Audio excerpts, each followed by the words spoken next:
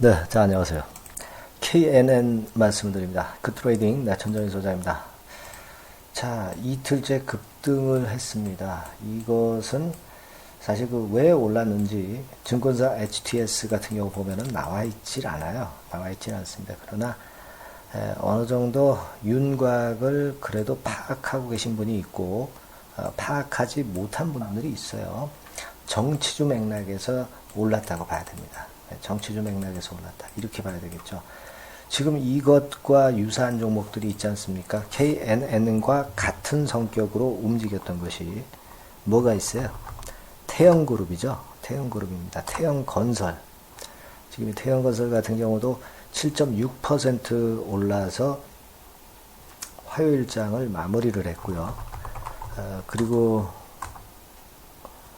또 뭐가 있나요? 그 고려산업. 네, 고려산업 같은 경우는 상한가를 찍었어요. 상한가 찍었고. 자, 되게 이런 종목들인데 KNN 차트로 다시 돌아와서 역시 정치인 홍모 씨 이 건과 관련해서 지금 크게 움직이고 있다라고 봐야 되겠죠. 전체적으로 이제 지수도 많이 올라왔고 반등을 했고 그러다 보니까 지수에 대한 부담이 생겨요. 그러니까 정치주들이 좀 움직이는데 예전에도 이 정치주가 좀 다른 쪽 인물에서 시세를 낸 적도 있었습니다만은 요번에 그 새롭게 나타난 이 정치인의 관련주는 좀 신선감이 좀 있죠. 크게 시세를 낸 그런 패턴이라고 보기는 어려운 것이 이 정치 이슈주들의 최근 행보입니다. 그러니까 이분의 누나가 홍모씨죠. 홍모씨인데 그 이 정치인의 누나가 바로 그 BGB의 대표이사입니다. BGB의 대표이사. 그래서 BGB의 대표이사고 KNN이 출자한 회사예요. 그래서 이 KNN으로 홍모씨 관련주하고 엮여 있는 겁니다. 태영이나 고려산업 같은 경우도 역시 홍모씨하고 연결이 되어 있고요. 자, 이런 쪽들이 지금 그 알게 모르게 화요일장 개별주들 중에서 급등을 한 그런 종목들이에요. 근데 지금 보면 KNN은 이틀간 폭등을 하면서 밑바닥에서 5, 60% 정도 폭등을 했었어요. 그랬다가 이제 윗꼬리를 맞고 물량이 좀 나왔습니다. 고려산업 같은 경우는 상한가를 지켰습니다만은 KNN은 다소 모자란 그런 모습을 보였어요. 왜 그런 거 하니 7,300만 주 거래가 터졌잖아요. 상장 주식수에 대비해서 1억 3천만 주 대비해서 절반선 정도의 거래가 터졌는데요. 되게 이 KNN 같은 경우 과거 패턴을 좀 보면은요. 그 정도의 거래가 터졌을 때 어떻게 됐나 그 이후에 그죠? 잘 되면 그 뒤에 한 번 정도 상승을 하지만 오래 가지 못하고 다시 둔화되는 그런 패턴을 보였던 겁니다. 자, 이때도 대량 거래가 이 정도 됐을 때 그런 모양을 보였죠. 그죠? 이런 때 같은 경우는 급등을 했지만 더 힘이 좀 약화돼서 크게 밀렸었고요. 이때는 대량 거래를 수반하지 않았어요. 근데 여하튼 뭐 밑에서 대량 거래가 터진 건 좋게 봐야 되지 않느냐 이렇게 볼 수가 있겠지만 지금 현재 이 정치인의 관련주가 계속해서 급등할 수 있는 연속성을 갖고 있느냐 이 부분을 가지고 본다면 아직까지는 제가 판단할 때는 연속성을 계속 갖고 가기는 좀 힘들어요.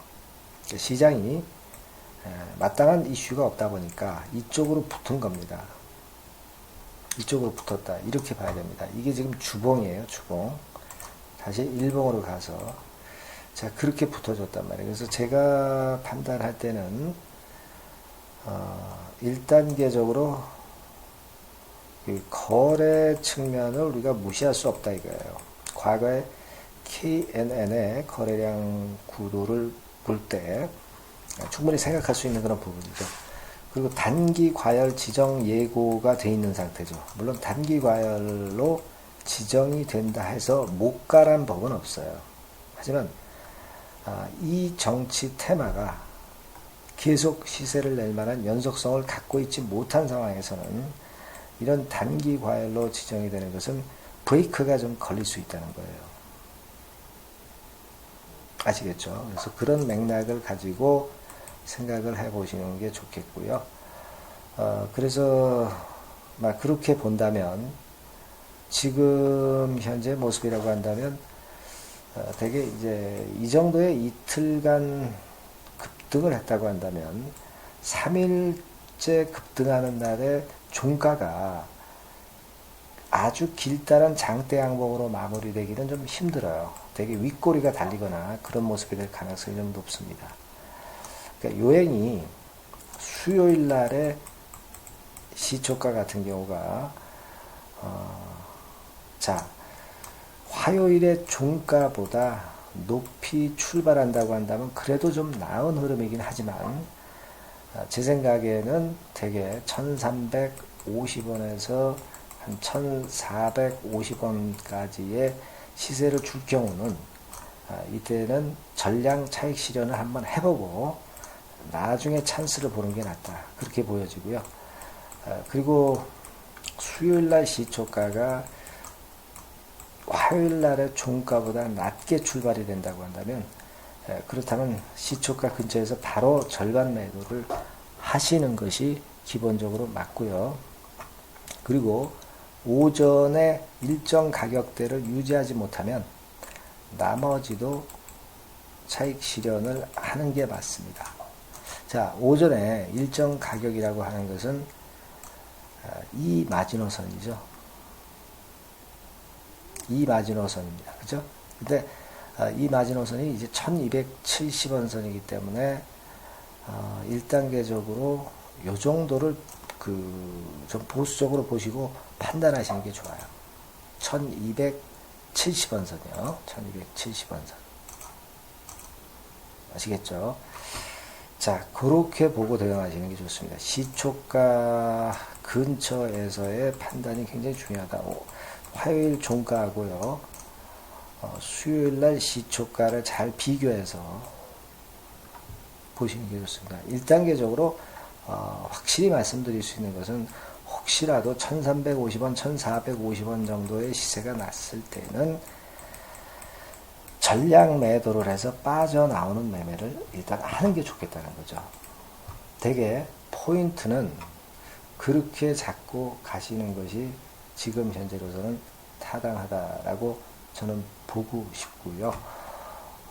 이런 종목은 역시 급등하는 첫날 잡아야 됩니다. 그죠? 미리 잡기는 좀 어렵겠지만, 그죠? 자, 그러한 급등할 수 있는 종목들, 이런 걸 잘 잡아야 되겠죠? 무료 급등 추천주 받는 방법은 두 가지가 있어요. 요 번호로 성함을 보내시거나 또는 두 번째 방법은 이 주소가 나오죠. 이 주소를 클릭 신청해서 급등 추천주를 받는 방법이 있어요. 참고하셔서 좋은 매매를 좀 하셨으면 좋겠어요. 감사합니다.